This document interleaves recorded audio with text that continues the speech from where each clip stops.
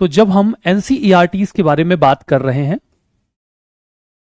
तो हमें पता है कि हमारे पास एनसीईआरटीज में 3 ऑप्शंस होते हैं, ओल्ड एनसीईआरटी, न्यू एनसीईआरटी और ओके हाँ, तो हमारे पास 3 ऑप्शंस होते हैं एनसीईआरटी में, ओल्ड एनसीईआरटी, न्यू एनसीईआरटी और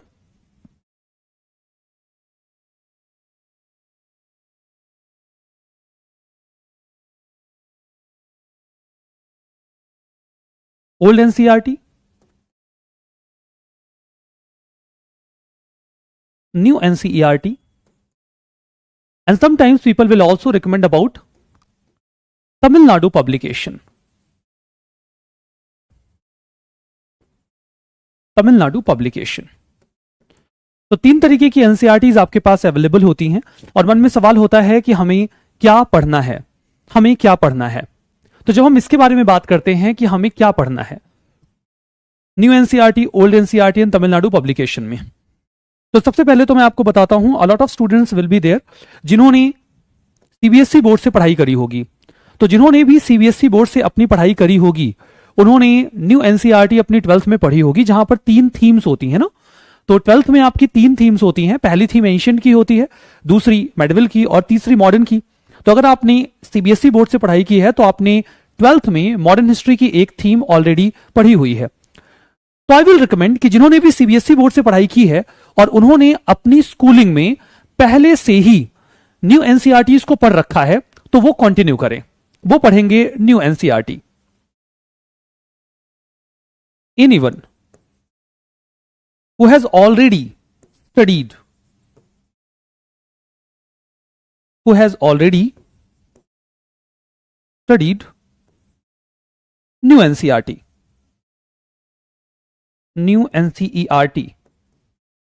may continue this, तो वो इसके साथ कंटिन्यू कर सकते हैं, कोई दिक्कत वाली बात नहीं है। सिंस आपने इसे हाल फिलहाल में ही पढ़ा है तो कोई और नई किताब पढ़ने का मतलब नहीं बनता, ठीक है। तो फिर और कोई किताब पढ़ने का मतलब नहीं बनता, आप इसके साथ कंटिन्यू कर सकते हैं। लेकिन अगर आपने कोई भी एनसीईआरटी आज तक नहीं पढ़ी है, या मान लीजिए आप किसी स्टेट बोर्ड से बिलोंग करते थे, आपने आईसीएसई बोर्ड से पढ़ाई की है, तो वहां पर उनकी अलग किताबें होती हैं, मतलब स्टेट बोर्ड की अपनी बुक्स होती हैं और आईसीएसई की अपनी किताबें होती हैं। तो कुल मिला के आपने न्यू एनसीईआरटी तो पढ़ी नहीं है। तो अगर आपने न्यू एनसीईआरटी नहीं पढ़ी है किसी भी फॉर्म में, तो आई विल रिकमेंड कि आप ओल्ड एनसीईआरटी पर जाइए। एनीवन who hasn't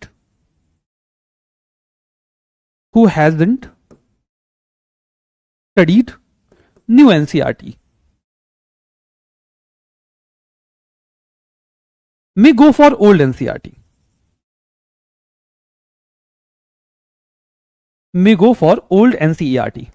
तो अगर आपने न्यू एनसीईआरटी अपनी स्कूलिंग में नहीं पढ़ी हुई है तो आपके लिए फर्क नहीं है कि आप ओल्ड एनसीईआरटी पढ़िए या फिर न्यू एनसीईआरटी पढ़िए, कोई फर्क नहीं पड़ता क्योंकि आपने कुछ भी नहीं पढ़ा हुआ है।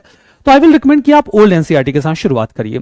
जिन्होंने न्यू एनसीईआरटी अपनी स्कूलिंग में पढ़ी हुई है उन्हें ओल्ड एनसीईआरटी पढ़वाने का मतलब है उन्हें एक्स्ट्रा काम करवाना, तो फिर उसका मतलब नहीं बनता। अगर आपने एक काम पहले से किया हुआ है, इट्स बेटर कि आप उस पर अपनी ग्रिप बनाइए।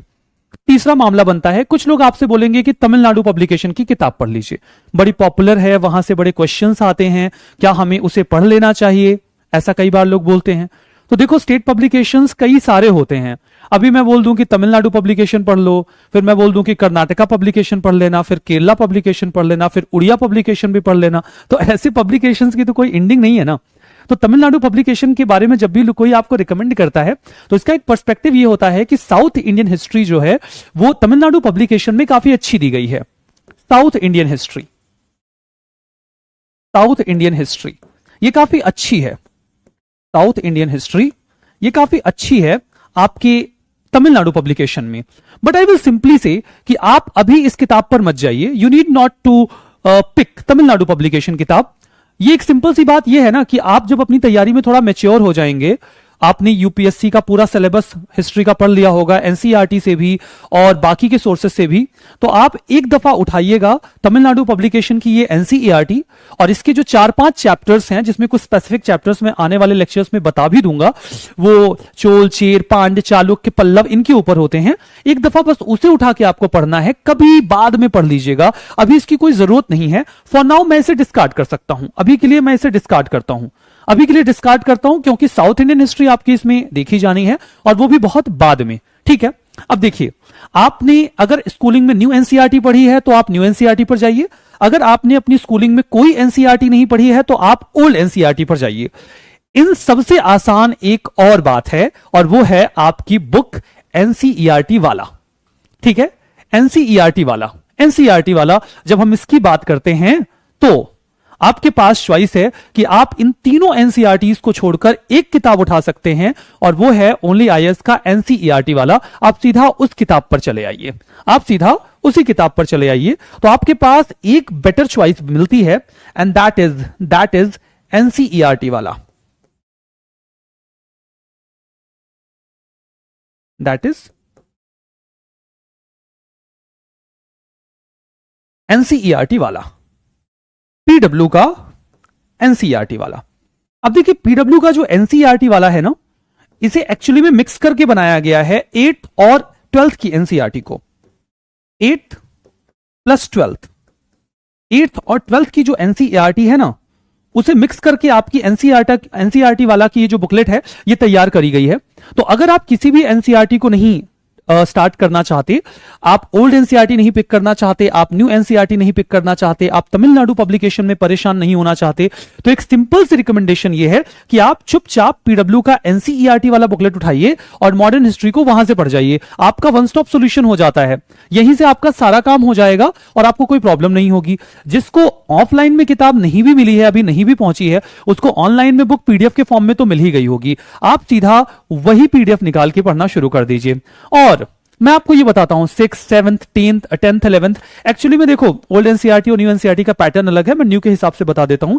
6th में आपका एंशिएंट है, 7th में आपका मेडिवल है, 8th में मॉडर्न है, 9th, 10th एंड 11th में वर्ल्ड हिस्ट्री है, और 12th में 3 थीम्स में मॉडर्न हिस्ट्री है। तो ये तो न्यू एनसीईआरटी का मैं पैटर्न बता रहा हूं। तो यहां पे 9th, 10th एंड 11th आपका जो वर्ल्ड हिस्ट्री का पार्ट है, उसे अभी बाद में आप देख लोगे। तो 8th में आपका मॉडर्न हिस्ट्री है, 12th में आपकी तीसरी थीम मॉडर्न हिस्ट्री की है। तो इन दोनों को मिक्स करके हमने पीडब्ल्यू एनसीईआरटी वाला की जो बुकलेट है, उसको यहां पे बनाई हुई है। तो आप सीधा इसको उठाइए और उसे पढ़ना शुरू करिए। इनफैक्ट मैं भी जब आपको पढ़ाऊंगा तो मैं एनसीईआरटी वाला जो बुकलेट है उसे ही फॉलो करूंगा। रीजन क्या है? क्योंकि देखिए, सभी लोग अलग अलग बुक फॉलो कर रहे हैं, कोई ओल्ड एनसीईआरटी पढ़ रहा है, कोई न्यू एनसीईआरटी पढ़ रहा है, तो मैं सिनर्जी बिल्ड नहीं कर पाऊंगा। मेरी ओर से जो एक कंपोजिट बुक है वो आपकी एनसीईआरटी वाला है। तो I am going to follow that book, और आप चाहें तो आप भी उसी किताब को फॉलो करके अपना जो एनसीईआरटी का पार्ट है वो फिनिश कर सकते हैं एकदम स्मूथली। आपका दोनों ही हो जाएगा, ठीक है, आपका दोनों ही हो जाएगा। और एंशिएंट, मेडिवल और मॉडर्न तीनों ही हिस्ट्री के पार्ट बहुत ही ज्यादा डिफरेंट हैं, अलग हैं। इनमें से कोई भी आप पहले स्टार्ट कर सकते हो, चाहे एंशिएंट, चाहे मेडिवल, चाहे मॉडर्न। प्रेफर किया जाता है कि आप शुरुआत मॉडर्न के साथ करें, क्योंकि मॉडर्न थोड़ा सा आसान होता है और आपकी हिस्ट्री की जो अंडरस्टैंडिंग है उसको थोड़ा मेच्योर बना देता है। एक बार आप हिस्ट्री की अंडरस्टैंडिंग में थोड़ा मेच्योर हो गए तो बात बन जाती है। बिल्कुल, मैंने जो आपको नोट्स प्रिपेयर करवाया और एनसीईआरटी वाला, इन दोनों को आप मिक्स करिए और आपका काम डन है। एनसीईआरटी से आप बिल्कुल फ्री हो जाइए, ठीक है। आई एम रिपीटिंग अगेन, मैं जो आपको नोट्स यहां पे प्रिपेयर करवाऊंगा, आपने वो नोट्स रिवाइज करना है, और एक दफा आपकी जो किताब है एनसीईआरटी वाला मॉडर्न हिस्ट्री की, आपने उसे कवर कर लेना है और आपका काम हो जाएगा। जिसको किताब हार्ड कॉपी में नहीं मिली है, उसके पास ई बुक पोर्टल पे अवेलेबल होगी, आप उस ई बुक को डाउनलोड कर लीजिए। आप उस ई बुक को डाउनलोड कर लीजिए और उसके बेसिस पे आप पढ़ना शुरू कर दीजिए। तो ये एनसीईआरटी का तो लफड़ा मैंने सॉल्व कर दिया ना। Is it okay? Just tell me please, आप मुझे बताइए कि ये जो एनसीईआरटी की किताबों में कंफ्यूजन होती है, ओल्ड पढ़ना है, न्यू पढ़ना है, तमिलनाडु पब्लिकेशन पढ़ना है, एनसीईआरटी वाला पढ़ना है, तो ये प्रॉब्लम क्या मैंने रिजॉल्व कर दी है आपकी? Please let me know, please let me know, ताकि मैं आगे बढ़ सकूं।